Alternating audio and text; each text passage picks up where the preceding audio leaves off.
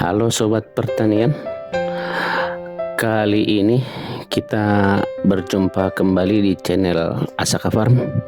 Kita kali ini membahas masalah manfaat pupuk dolomit atau dosis dan cara aplikasi yang tepat agar tanah dan tanaman kita produktif dalam hal perlakuan kita sekarang ini pada tanaman durian.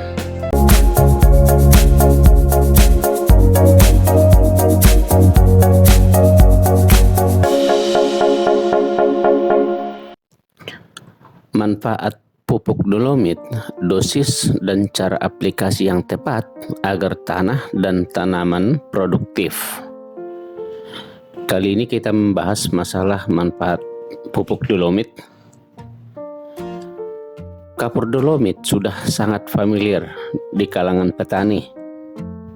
Hampir pada setiap menanam berbagai komoditas pertanian, mereka umumnya menggunakan pupuk atau kapur dolomit.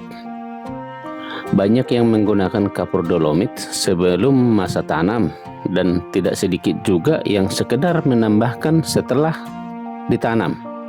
Bahkan tak terhitung juga yang coba menambahkan karena melihat tanaman tidak ada perkembangan dan mungkin juga tidak mau berbuah. Wajar-wajar saja begitu banyak orang dekat dengan pupuk dolomit yang mengandung magnesium ini. Sebab dolomit adalah kapur yang berwarna putih. Kabarnya dapat menetralkan tanah-tanah yang masam. Tapi pertanyaannya adalah, kenapa pula harus menggunakan dolomit? Apakah memang tanah yang hendak dimanfaatkan untuk menanam itu masam?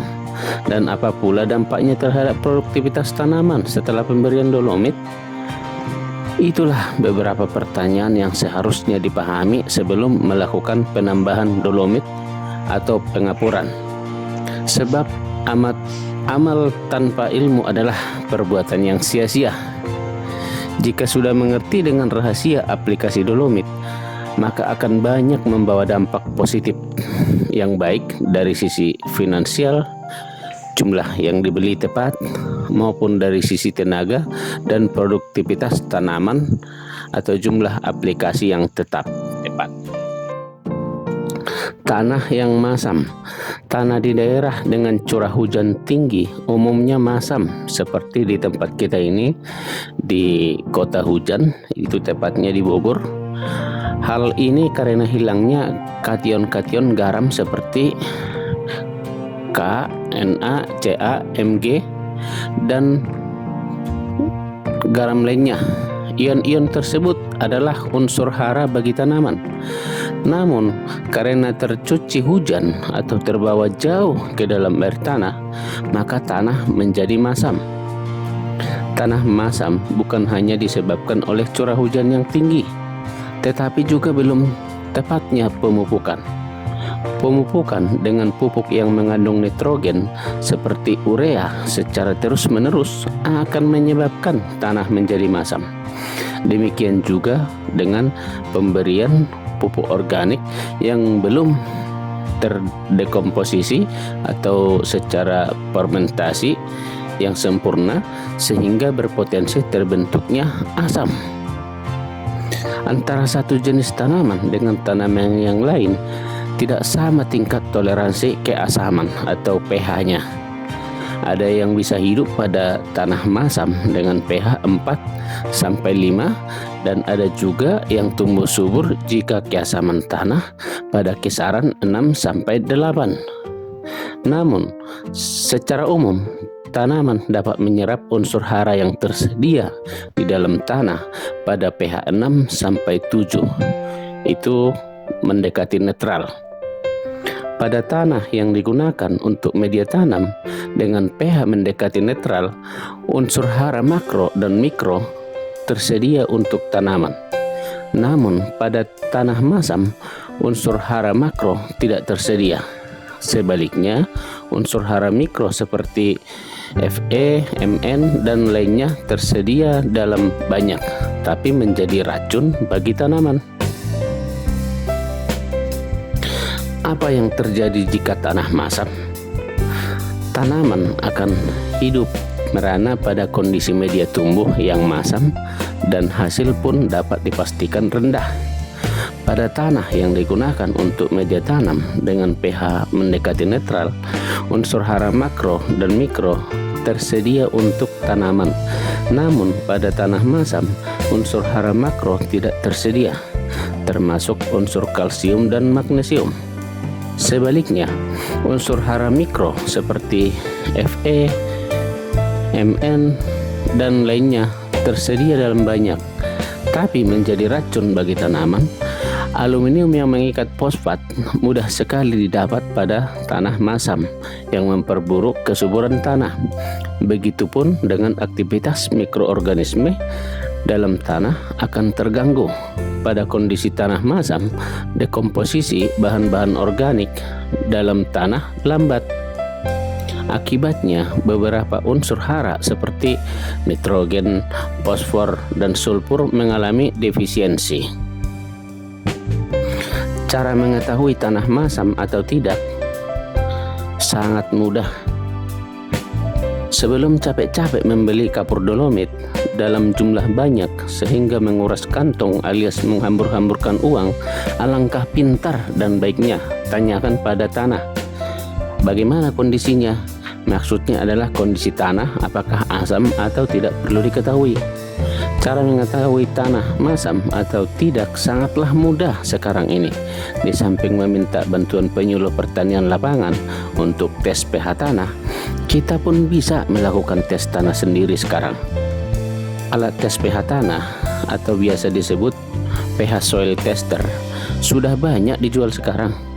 Cara menggunakannya juga cukup mudah karena di sana ada angka 1 sampai 14 yang menunjukkan nilai keasaman atau pH tanah.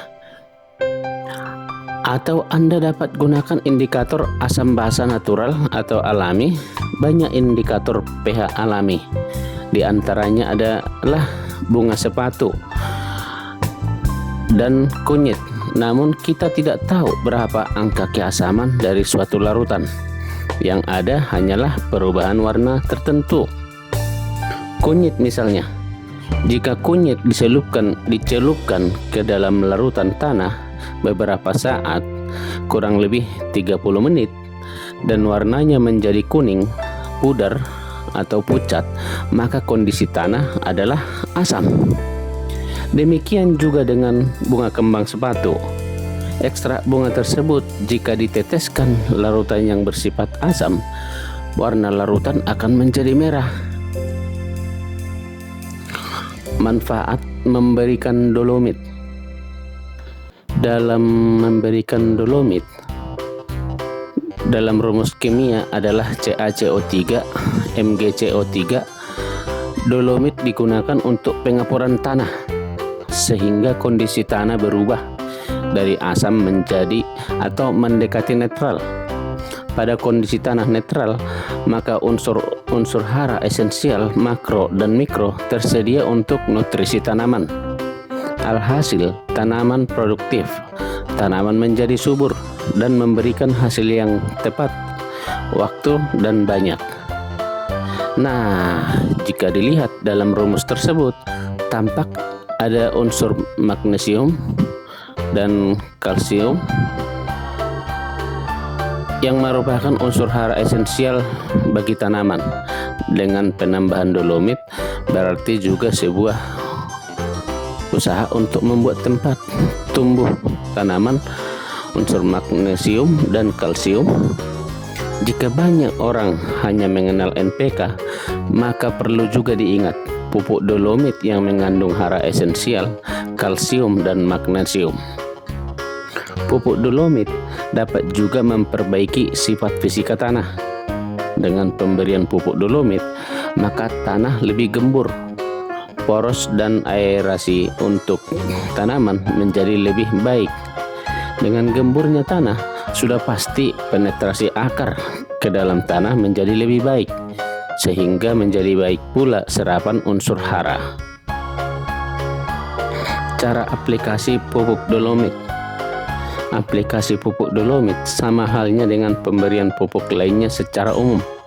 pupuk dolomit ditebar pada tanah sebelum tanam.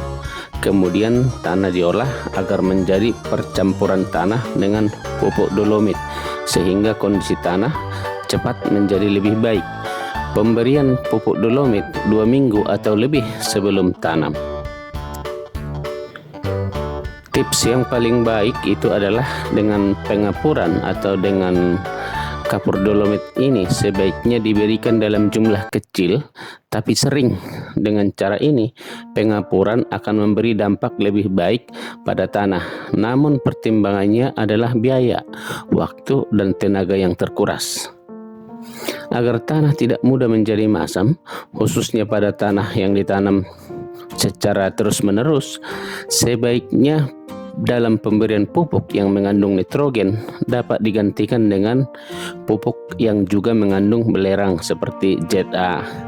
Hal ini karena dalam pupuk ZA juga mengandung sulfur dalam persentase kecil, namun dapat menyediakan hara belerang untuk tanaman. Mana tahu tidak tersedia es dalam tanah atau belerang sulfur.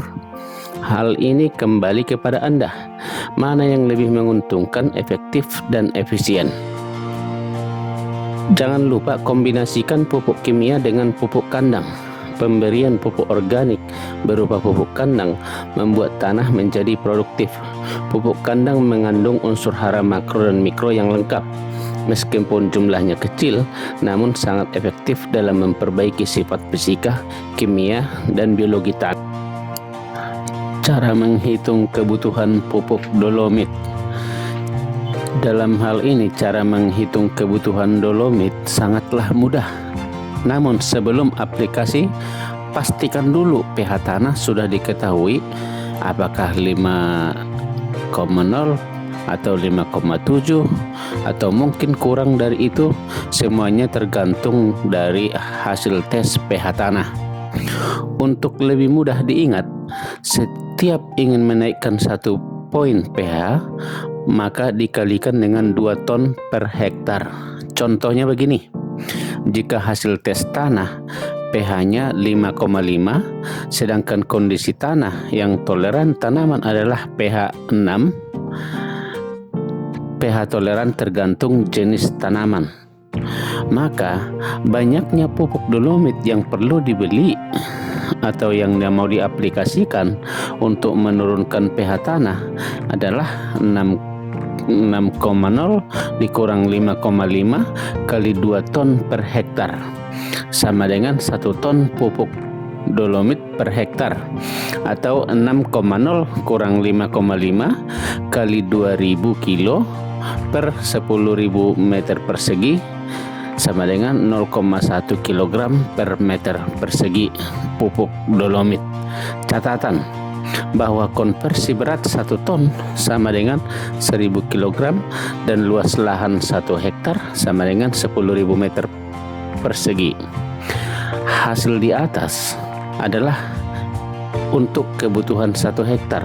Oleh karena itu, pastikan dulu berapa luas areal atau lahan yang hendak dipupuk dengan kapur dolomit. Jika luas lahan Anda adalah 1000 meter persegi, maka kebutuhan pupuk dolomit adalah 1000 meter kali 0,1 kilo per meter persegi. Jadi yang dibutuhkan adalah 100 kg pupuk dolomit. Demikian Sobat Pertanian. Salam pertanian, salam dari Kebun Asaka Farm. Sukses senantiasa menyertai kita semua. Jangan lupa tekan tombol like dan subscribe, dan juga tekan tombol lonceng agar Anda senantiasa mendapatkan video-video terbaru dari kami. Terima kasih.